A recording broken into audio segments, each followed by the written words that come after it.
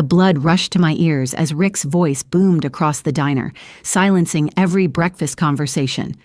"You know she can't pay, yet you serve her anyway? Do you want your wages docked?" His finger jabbed toward my chest, then toward the small yellow-jacketed figure hunched in the corner booth. Time seemed to stop as 30 pairs of eyes swiveled between us.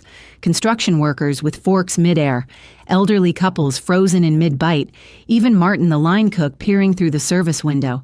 The little girl's shoulders curled inward, her gaze fixed on the untouched egg sandwich I just delivered. The shame radiating from her tiny frame made my chest physically ache. In that moment, I knew every single person in that diner saw me for what Rick wanted them to see. A foolish waitress breaking rules for a charity case. What they couldn't see was the carefully counted quarters and dimes the girl brought each day, or how she watched the door with frightened eyes as she ate. My name is Vera. I'm 27 and a waitress working through night school. This is the story of how I turned a public humiliation into the most unexpected second chance of my life. For 3 years, I'd arrived at Waverly Diner at 5 a.m. to prep for the morning rush. Construction crews, teachers, retirees on fixed incomes.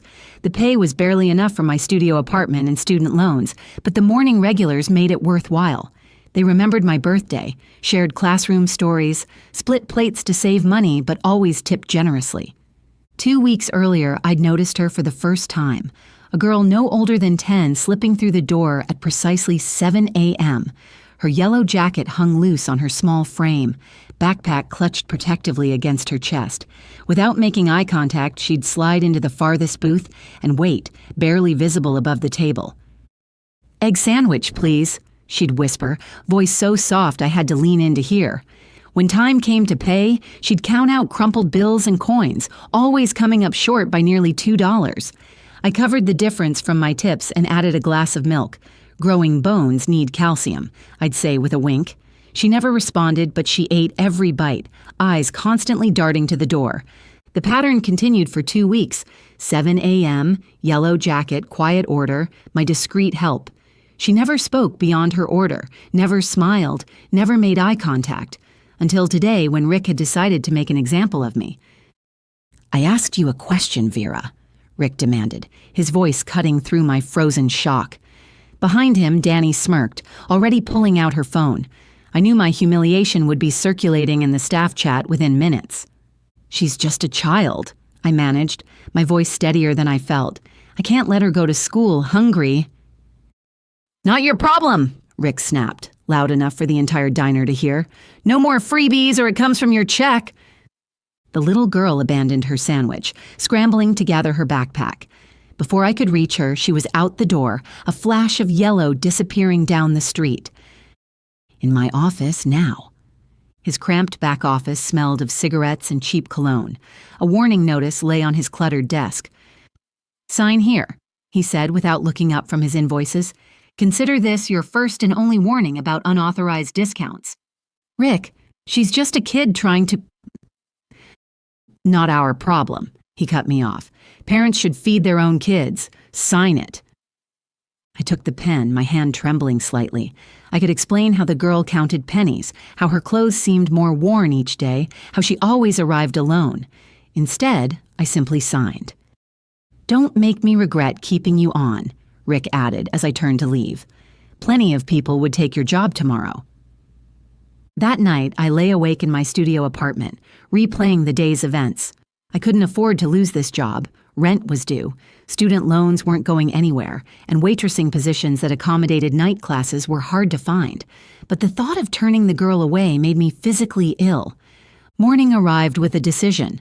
I would pay for the girl's breakfast myself in full, keeping the transaction completely separate from the diner's books. Rick couldn't object to my serving a legitimate paying customer. But 7 a.m. came and went with no sign of the yellow jacket.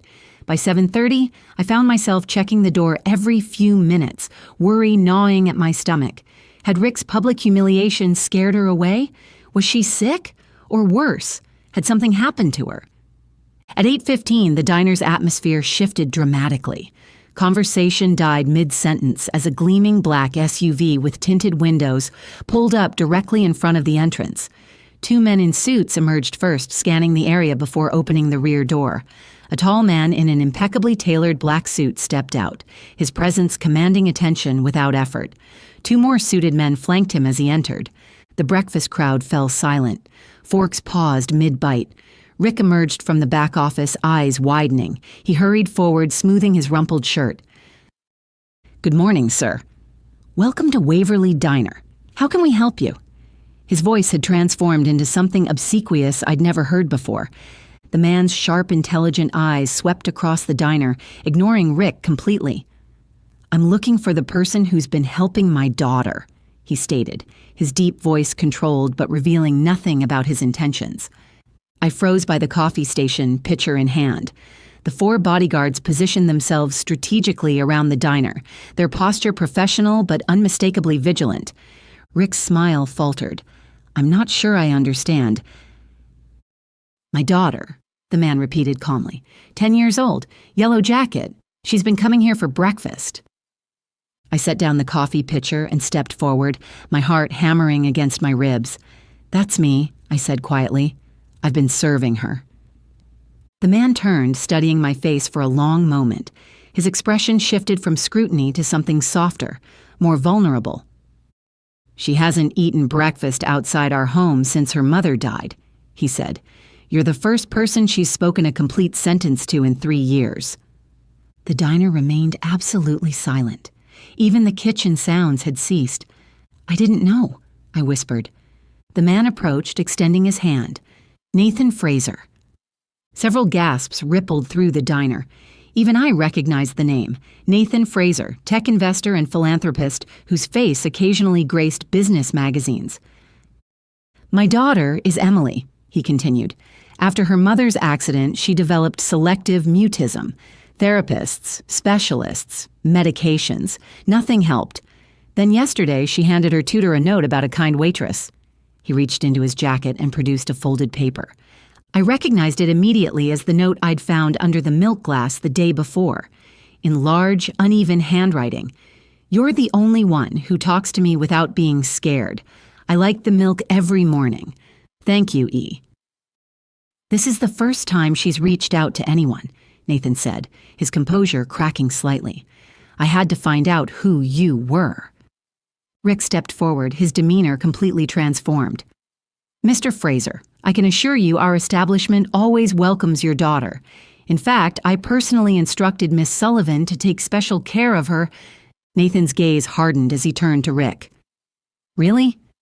"Because my security team reviewed your establishment before I entered. They overheard quite a different story from your staff." Rick paled visibly. Behind him, Danny had stopped filming and was slowly backing toward the kitchen.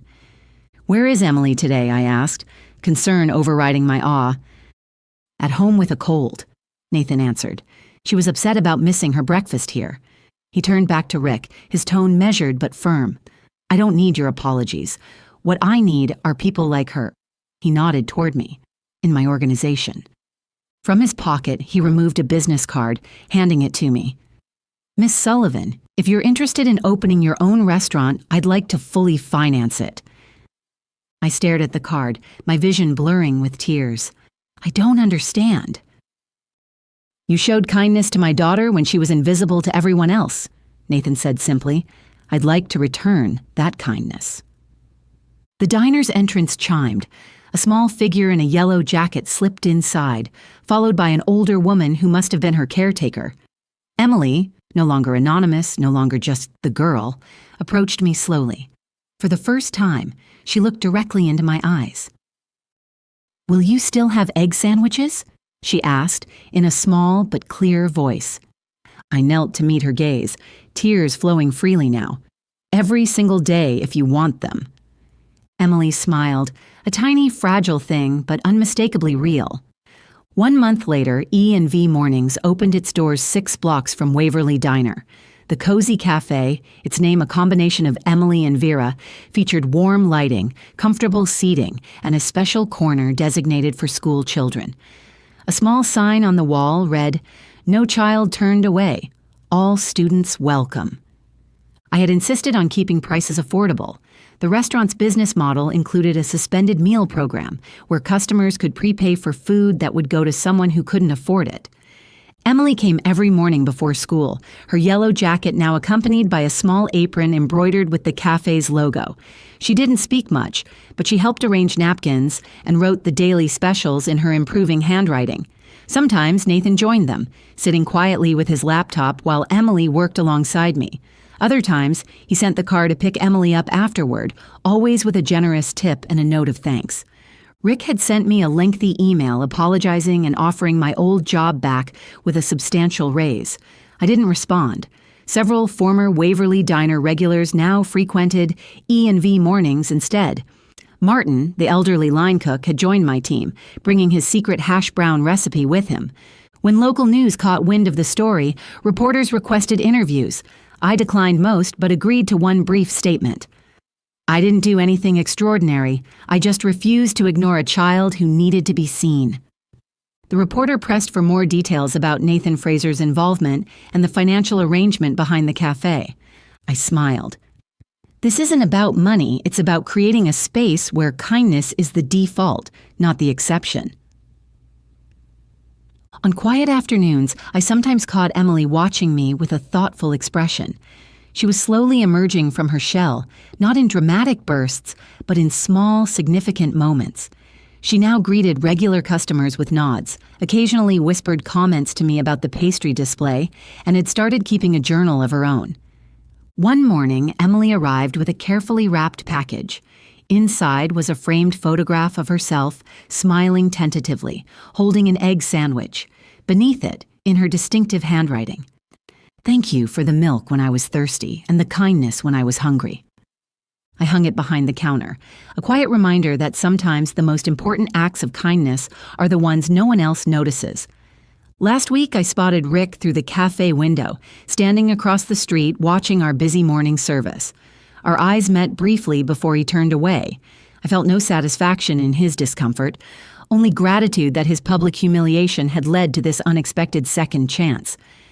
Emily tugged at my apron then, pointing to a new customer who had just walked in, a young boy, maybe 12, with worn shoes and careful eyes.